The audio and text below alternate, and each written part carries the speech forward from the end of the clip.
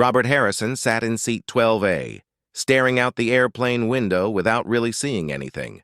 The clouds below looked like cotton, soft and white, but his heart felt heavy as stone. He was 58 years old, a successful CEO, a man who had built an empire from nothing. But success, he had learned, doesn't keep you warm at night. The flight attendant walked by, offering drinks. Robert shook his head politely. He'd been doing a lot of that lately, shaking his head, declining, pulling away.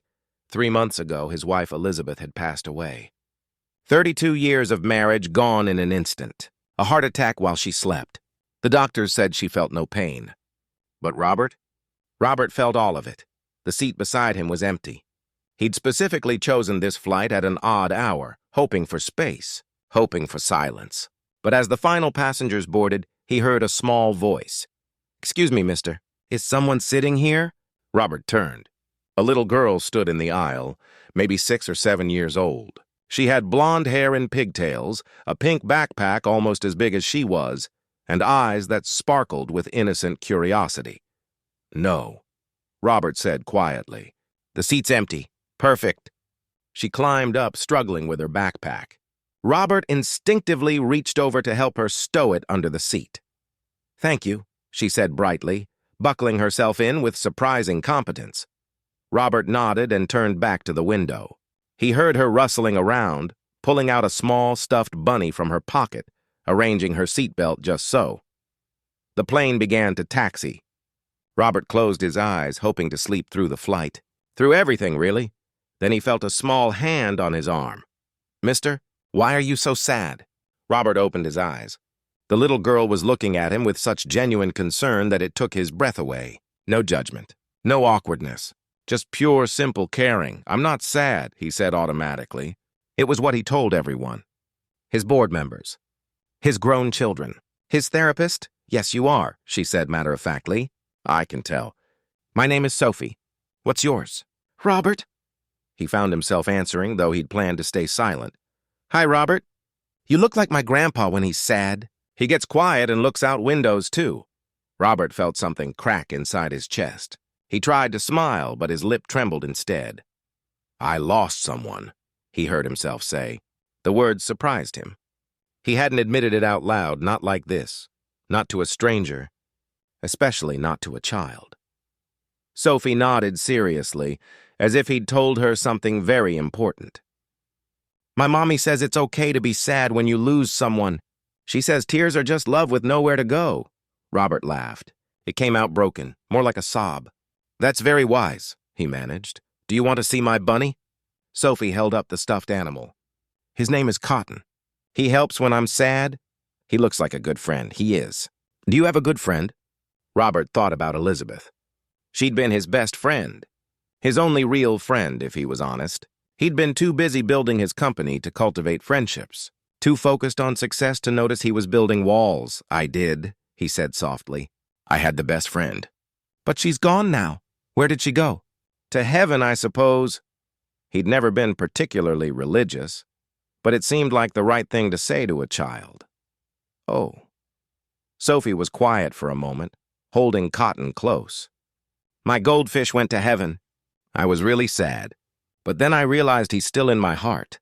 Mommy says that's where people stay after they go to heaven. In our hearts." A tear rolled down Robert's cheek. Then another. He couldn't stop them. For 3 months, he'd held everything in, stayed strong, managed his grief like he managed his company, with efficiency and control. But here, 30,000 feet in the air, sitting next to a child he'd never met, the dam broke. Sophie reached over and patted his hand. Her small fingers barely covered his palm, but the gesture was everything. "It's okay to cry," she said gently. "My mommy says brave people cry too." Robert wept. Quietly, but fully. The kind of crying that cleanses. Sophie didn't look away or seem uncomfortable. She just sat there, holding Cotton, occasionally patting Robert's hand. After a while, he wiped his eyes with his handkerchief. "I'm sorry," he said. "Don't be sorry. You needed to let it out, like a balloon that's too full of air." Robert actually smiled. A real smile. "You're pretty smart for your age." "I'm 6 3/4, Sophie announced proudly. "Are you feeling a little better?" I am, actually. Thank you, Sophie. You're welcome. Do you want to color with me? I have extra crayons. And so Robert Harrison, CEO of Harrison Industries, spent the rest of the flight coloring pictures of flowers and rainbows with a 6-year-old girl named Sophie. They talked about her favorite foods, macaroni and cheese, and her pet cat named Whiskers. She showed him how to color inside the lines, and he showed her how to make a paper airplane from the airline magazine. When the plane landed, Sophie's mother appeared, a kind-looking woman in her 30s who thanked Robert for keeping Sophie company. She kept me company, Robert corrected. Your daughter is remarkable. She has a gift, the mother said, smiling down at Sophie. She sees people. Really sees them. As they prepared to part ways, Sophie hugged Robert's leg. I hope your heart feels lighter, she whispered. It does, he whispered back. Thank you, Sophie. You'll never know how much you helped me today. Walking through the terminal, Robert felt different. The weight was still there. Grief doesn't disappear, but it felt bearable now. Sophie had reminded him of something Elizabeth always said. Kindness is the thread that connects us all. He pulled out his phone and called his daughter. Sarah, it's Dad. I know it's been a while. I was wondering, could we have dinner this week? I'd like to talk. Really talk. On the other end, he heard his daughter's surprised, hopeful voice. Dad? Yes, I'd love that. Robert smiled, remembering a little girl with pigtails who'd asked a simple question and changed everything. Sometimes healing comes from unexpected places. Sometimes wisdom speaks through the voice of a child. And sometimes, 30,000 feet in the air, a broken heart begins to mend. All it takes is someone brave enough to ask, "Why are you so sad?" And someone finally ready to answer.